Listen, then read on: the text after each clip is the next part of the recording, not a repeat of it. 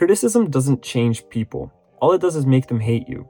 The tricky part is that we usually just excuse all our criticism by saying it's constructive, and we think that somehow by saying it in a nice tone, it makes it more helpful. But let's be honest, if the person on the receiving end at all feels attacked or judged, it doesn't matter how nicely you say it, it's still criticism, and they're gonna put up a wall between you two. I know it's gonna sound extreme, but what if I told you that you should never criticize anyone at all? Not if you actually want them to change. So why doesn't criticism work, and what should you do instead? Let's dive into that right now. We love calling it constructive criticism because it makes us feel better about ourselves. It's like, oh, I'm taking the time out of my day so that I could tell you what you did wrong so that you could fix it, and then you get to where you want to be, and then somehow I can feel good about myself because I'm the one that helped you get there. But at the end of the day, it's still just criticism. Think about it. Have you ever started your sentence with something like, if I'm being honest, or I'm just telling you this to help, or no offense, but like, yeah, we all have. But if the other person feels judged or embarrassed or gets defensive, even in the slightest bit, then nothing that you said was helpful. If anything, they actually stopped listening to what you had to say the second you started saying that they did something wrong. All it is just a softer punch. Even when you call it constructive, it triggers the same reaction. People don't hear advice, they just hear an attack. But why don't people hear your constructive criticism as advice? Now, advice is usually given before someone does something. So, as an example, let's say you're a dancer, and right before your first competition, you're super nervous, you're about to get on stage, but then someone coming off the stage lets you know, hey, just a word of advice, the judge on the left really likes it when the performers smile during their whole performance. Now, at that moment, that's really useful advice. It doesn't critique you at all, and then you can use it to get better. But now imagine the same person said that after you've already performed. So you're getting off the stage, you think you did great, you're saying, oh man, I nailed it. And then all of a sudden you hear, oh, I'm gonna be honest, you should have smiled more. The judge on the left really likes it when the performers smile.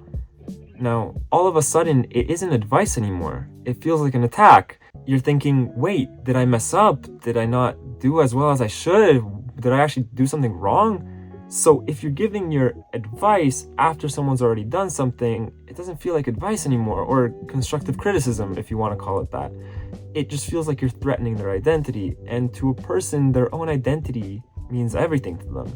Here's another way to think about it. Most people, when something goes wrong, they don't blame themselves. And why would you? You know what your intentions were before you did that thing, so you give yourself the benefit of the doubt. But even criminals justify their own actions. They think that they're right. So when you criticize someone, you're not just pointing out a mistake, you're challenging how they see themselves. And it doesn't matter how nicely you say it, all the brain hears is, you failed, and immediately starts protecting itself. And here's a great quote from a book I'm reading right now. I'll put it down in the description. We judge ourselves by our intentions, but others by their actions. So when you mess up, you say, oh, I didn't mean to. But when someone else messes up, it's like, oh, they dropped the ball. That whole disconnect between you thinking about your own intentions when you don't blame yourself, but only looking at someone else's actions when you blame them, is exactly why your constructive criticism feels fair to you, but can feel offensive to someone else. What's the bottom line then? If your message feels like blame, then they'll block it out, no matter how true it is. So if criticism shuts people down, what actually works? Like the dancer in my example could still benefit knowing that the judge on the left likes it when performers smile, but how do you say it so they don't block you out? It starts with changing how you bring things up, not just what you say, but how you say it. So here are 3 things that make a huge difference. So before I get into the 3 steps, let's just work with one example. Let's say you're in a group project at school and one of the people isn't pulling their weight at all. And the deadline's coming up and you could go guns blazing and being like, what are you doing? Why haven't you submitted whatever? But let's see how we could work on it with these 3 different methods. First thing is leading with curiosity. So you could say, hey, I noticed that some of your sections haven't been handed in yet for the project. Is everything okay on your end? Now, the reason this works is because you're not automatically assuming that they're just lazy. You're giving them a chance to explain what's happening. Instead of closing the doors, you're opening them up to a conversation. Now, that's one of my favorite things to do. Instead of saying, "Why did you do that?" you could say, "What's happening?" or "What happened here?" Now, it's the same topic, but it doesn't put them on trial. Second thing is talking about the impact that their actions had, not blaming them. So you could say something like, "We've had to divide our parts between the rest of us, so now some people are stretched really thin trying to get this whole thing done." Now, the reason this works is it focuses on how the situation affects the whole group. You're showing the pressure it's creating without saying you're the problem. So instead of saying something like, "You delayed everything," you could say, "This ended up pushing things a little further back." You're still being honest, but you're not attacking anyone. There's a big difference. The third method is sharing responsibility. So for this method, you could say something like, "Maybe we should have checked in earlier as a whole group to make sure everyone was on the right track. That's on all of us."